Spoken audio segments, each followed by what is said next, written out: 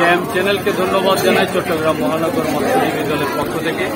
আমরা আজকে 18 নম্বর বাকলিয়া ওয়ার্ডে এসেছি। চট্টগ্রাম মহানগর সংগ্রামী আহ্বায়ক জনাব নুরুল হক সাহেব সহ আমাদের আজকের এই 18 নম্বর ওয়ার্ডের আমরা 21 সদস্য বিশিষ্ট আহ্বায়ক কমিটি অনুমোদন দিয়েছেন আমাদের উত্তর থানার সংগ্রামী আহ্বায়ক জনাব আইয়ুব সাহেব এবং সদস্য সচিব সুমন। ওনারা এই 21 সদস্য বিশিষ্ট 18 নম্বর ওয়ার্ড মৎস্যজীবী দলের একটি আহ্বায়ক কমিটি অনুমোদন করেছেন।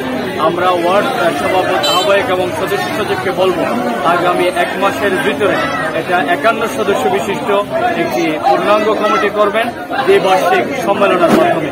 এভাবে আমাদের এই সাংগঠনিক কার্যক্রমকে উনি আমাদের আহ্বায়ক আজকে যিনি হয়েছেন জনাব মুরাদ এবং সদস্য সচিব গিয়াসউদ্দিন দুজনকে আমরা মহানগরের পক্ষ থেকে বলছি আগামী 30 দিনের ভিতরে কাউন্সিলের মাধ্যমে একটি 51 সদস্য বিশিষ্ট 18 নম্বর বাকলিয়া ওয়ার্ডের কমিটি ঘোষণা দেওয়ার জন্য আমি তাদেরকে পরামর্শ দিচ্ছি।